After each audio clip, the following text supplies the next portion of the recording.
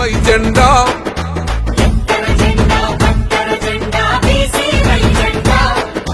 గుండెల నిండా నింపొర జెండా బీసీ వై జెండా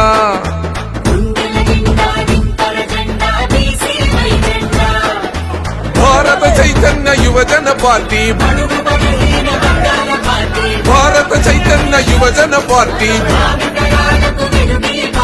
పేదవాడికై పుట్టిన పార్టీ భారత చైతన్య యువజన పార్టీ పల్లె పల్లెలో వాడవాడలో జనం కోసమే పుట్టిన పార్టీ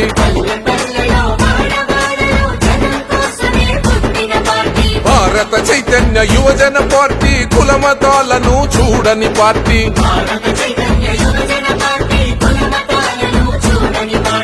ఎత్తర జెండా పట్టర జెండా బీసీ వై జెండా ఓ గుండెల నిండా నింపర జెండా బీసీ వై జెండా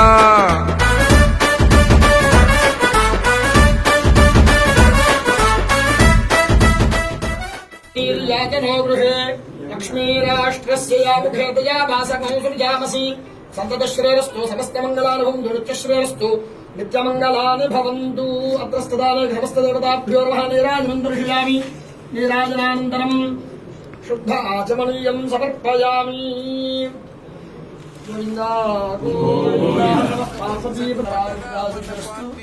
సర్వదేవతానుగ్రహ ప్రసాదేన సమస్త కార్యేషు సర్వత్ర దిగ్విజయాభివృద్ధిరస్తు. ప్రతి గుండెలో చైతన్యమే రగిలించను రామన పార్టీ అసమానతలు అంతం చేసే యువన. భారత చైతన్య యువజన పార్టీ తెలంగాణ రాష్ట్ర కార్యాలయం ప్రారంభోత్సవం సందర్భంగా జరుగుతున్న మొట్టమొదటి పత్రికా సమావేశానికి ఇక్కడికి విచ్చేసిన పెద్దలకు, నాయకులకు, మీడియా మిత్రులకు, ప్రింట్, ఎలక్ట్రానిక్, డిజిటల్ మీడియా మిత్రులందరికీ కూడా పేరు పేరున హృదయపూర్వక నమస్కారాలు తెలియజేస్తున్నాను. ఉమ్మడి ఆంధ్రప్రదేశ్ రాష్ట్రంలో తెలంగాణ రాష్ట్రానికి, తెలంగాణ ప్రజలకు, తెలంగాణ రైతులకు, తెలంగాణ ఉద్యోగులకు, తెలంగాణ యువకులకు అన్యాయం జరుగుతోందని, ఎంతోమంది చేసిన పోరాటాల వల్ల, ఎంతోమంది చేసిన ప్రాణత్యాగం వల్ల తెలంగాణ రాష్ట్రం ఏర్పడిందనే విషయం మనందరికీ తెలుసు. తెలంగాణ రాష్ట్రం ఏర్పడ్డాక ప్రధానంగా నీరు, నిధులు, నియామకాలు అంటూ ఈ 3 అంశాల మీద ఈ రాష్ట్రానికి, ఈ రాష్ట్ర ప్రజలకు న్యాయం చేస్తానని చెప్పి అధికారంలోకి వచ్చినప్పటి టీఆర్ఎస్ పార్టీ, ఇప్పుడు బీఆర్ఎస్ పార్టీగా ఆవిర్భవించిన పార్టీ గత 9 సంవత్సరాల పరిపాలనలో తెలంగాణ రాష్ట్రానికి సంబంధించిన ఏ ఒక్క వర్గానికి న్యాయం చెయ్యలేదు, ఏ ఒక్క రంగంలో కూడా ఈ రాష్ట్రం అభివృద్ధి చెందలేదు అనే విషయాన్ని ఈరోజు తెలంగాణ రాష్ట్ర ప్రజలు గుర్తించారు. ముఖ్యంగా రాష్ట్రం ఏర్పడ్డాక గత 9 సంవత్సరాల్లో ఈ రాష్ట్రంలో ఉన్న నిరుద్యోగ సమస్య ఎలా ఉంది అనే విషయము అందరికీ తెలిసిన విషయమే. యువకులకు ఉద్యోగ ఉపాధి అవకాశాలు కల్పించడంలో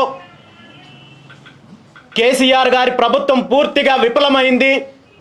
అదేవిధంగా ఈరోజు నీటి ప్రాజెక్టులకు సంబంధించి, ఈ రాష్ట్రంలో వ్యవసాయ అభివృద్ధి గురించి అన్ని రకాలుగా కేసీఆర్ ప్రభుత్వము విఫలమైంది. కాళేశ్వరం లాంటి ప్రాజెక్టుల్లో పూర్తిగా అవినీతి జరిగింది. అదేవిధంగా ఈ రాష్ట్రంలో ముఖ్యంగా రాజకీయ దోపిడీ జరుగుతోందనే విషయాన్ని ఈ రాష్ట్ర ప్రజలందరూ గుర్తించారు.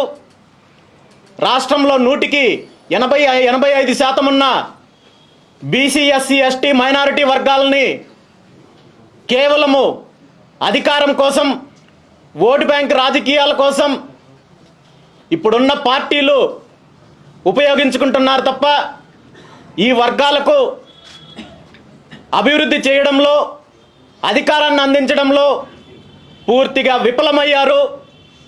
కేసీఆర్ గారి నాయకత్వంలో అధికారంలోకి వచ్చిన టీఆర్ఎస్ పార్టీ గత 9 సంవత్సరాల్లో అన్ని రకాలుగా ఈ రాష్ట్రాన్ని దోచుకున్నారు తప్ప ఈ రాష్ట్రంలో ఏ ఒక్క వర్గానికి న్యాయం చెయ్యలేదనే విషయాన్ని ఈరోజు తెలంగాణ రాష్ట్ర ప్రజలు గుర్తించారు.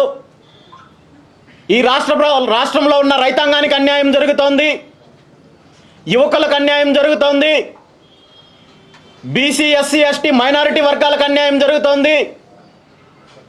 అన్ని రకాలుగా అన్యాయం జరుగుతుంటే కేసీఆర్ గారు, ఆయన కుటుంబము, ఆయన పార్టీ నాయకులు, కార్యకర్తలు అన్ని రకాలుగా దోపిడీ చేసే కార్యక్రమం గత 9 సంవత్సరాల నుండి చేశారు.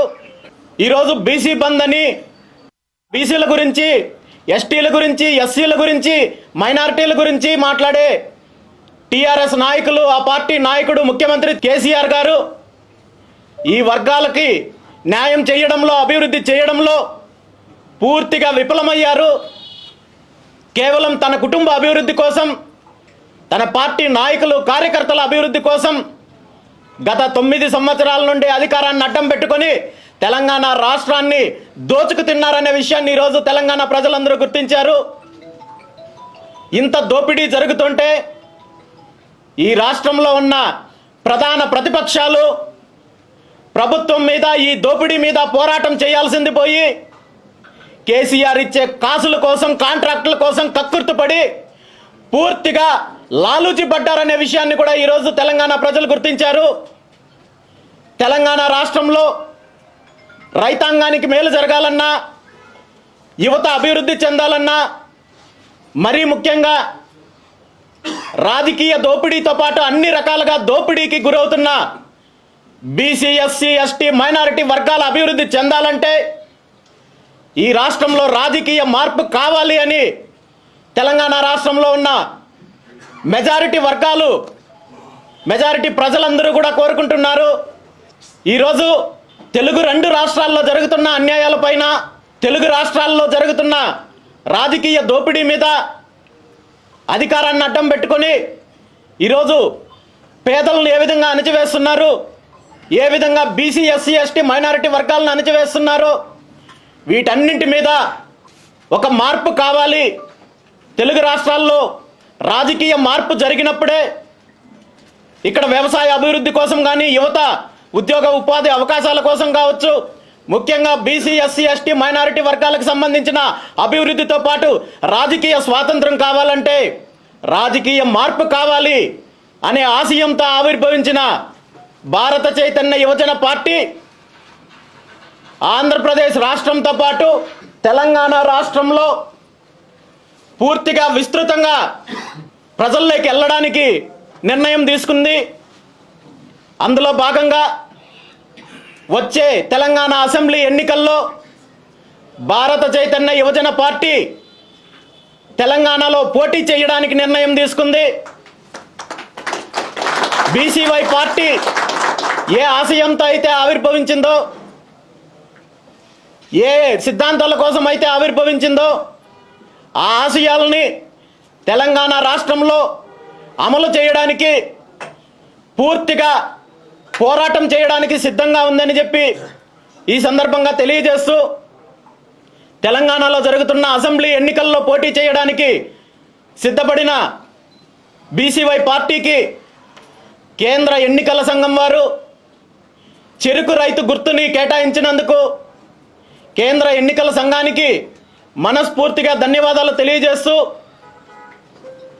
బీసీవై పార్టీ ఆవిర్భావం లక్ష్యాలలో ప్రధాన లక్ష్యము వ్యవసాయ అభివృద్ధి, పారిశ్రామిక అభివృద్ధి, యువతీ యువకులకు ఉద్యోగ ఉపాధి అవకాశం కల్పించడము, అదేవిధంగా బీసీ ఎస్సీ ఎస్టీ మైనారిటీ వర్గాలకు రాజకీయ స్వాతంత్రంతో పాటు అన్ని రకాలుగా అన్ని వర్గాల వాళ్ళకు అన్ని రంగాల్లో అభివృద్ధి చేయడానికి ఏ ఆశయంతో అయితే బీసీవై పార్టీ ఆవిర్భావం జరిగిందో ఆ ఆశయానికి అనుగుణంగా కేంద్ర ఎన్నికల సంఘం వారు చెరుకు రైతుకు గుర్తును కేటాయించారు.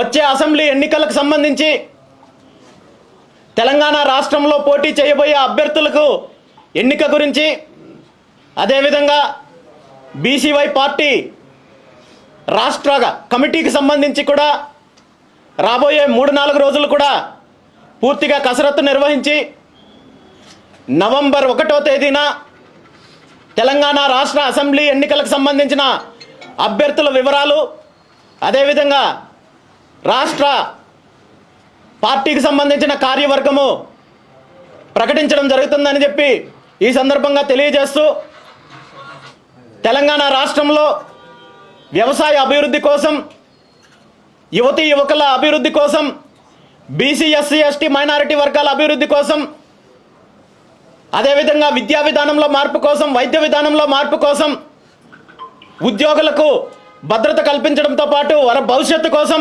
అన్ని రకాలుగా బీసీవై పార్టీ మేనిఫెస్టోని తెలంగాణ రాష్ట్రంలో అమలు చేసే అవకాశాన్ని తెలంగాణ రాష్ట్ర ప్రజలు కల్పించాలని, అదేవిధంగా ఈ రాష్ట్రంలో జరుగుతున్న రాజకీయ దోపిడీని అరికట్టడానికి బీసీవై పార్టీకి మద్దతు తెలపాలని ఈ సందర్భంగా ప్రతి ఒక్కరిని మనస్ఫూర్తిగా కోరుకుంటూ సెలవు తీసుకుంటున్నాను. Thank you very much.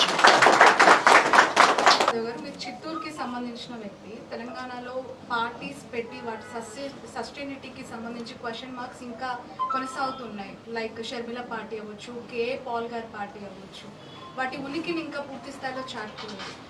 మీరు ఇంత ధీమాగా ఎలా చెప్పగలుగుతున్నారు? ఎందుకంటే Telangana political scenario entirely different from other states కదా. ఖచ్చితంగా అమ్మా, ఈరోజు నేను ఎక్కడి నుండి వచ్చాననేది కాదు ఇంపార్టెంట్. ఈరోజు పార్టీ ఏ ఆశయాలతో వచ్చింది, ఏ ఉద్దేశంతో వచ్చింది అనేది ఇంపార్టెంట్. మరి నేను చిత్తూరు నుండి వస్తే కేసీఆర్ గారు విజయనగరం నుండి వచ్చారు, ఆయన కూడా ఆంధ్ర నుండినే వచ్చారు కదమ్మా. మరి మిగిలిన పార్టీలు కాంగ్రెస్ పార్టీ కావచ్చు, బీజేపీ పార్టీ కావచ్చు, ఢిల్లీ నుండి వచ్చాయి. మరి ఇక్కడున్న పార్టీ అంటే ఎట్లా చెప్పాలి? ఇక్కడ ప్రజలు ఆదరిస్తున్నారా లేదా పార్టీ సిద్ధాంతాలు ఏంటి అనేది ఇంపార్టెంట్ తప్ప పార్టీ ఎక్కడి నుండి వచ్చింది అనేది కాదు ఇంపార్టెంట్. అలా తీసుకుంటే ఈరోజు బీఆర్ఎస్ పార్టీకి సంబంధించిన కేసీఆర్ గారు ఆంధ్ర నుండి వచ్చిన వాళ్ళే, వలస వచ్చిన వాళ్ళే. అదేవిధంగా ఢిల్లీ పార్టీలు ఏవైతే ఉన్నాయో కాంగ్రెస్ పార్టీ, బీజేపీ పార్టీ ఏమి ఇక్కడ నుండి తెలంగాణలో పుట్టుకు రాలేదు. అదేవిధంగా బీసీవై పార్టీ కూడా ఆంధ్రాలో ఆవిర్భావం జరిగినప్పటికీ కూడా తెలంగాణలో ఖచ్చితంగా బీసీవై పార్టీని ఆదరిస్తారు. బీసీవై పార్టీ సిద్ధాంతాలని, ఆశయాలని ఖచ్చితంగా ఆదరిస్తారనే నమ్మకంతోనే ఈరోజు తెలంగాణలో ముందుకు వచ్చాను. నాయకుడు ఆవిర్భవించెను రామచంద్ర యాదవన్నో ప్రజల కోసమే పెట్టిన పార్టీ.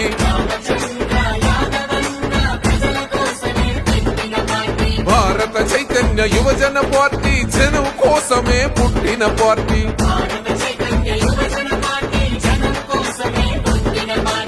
ఎత్తర జెండా పట్టర జెండా బీసీవై జెండా, ఓ గుండెల నిండా నింపర జెండా బీసీవై జెండా.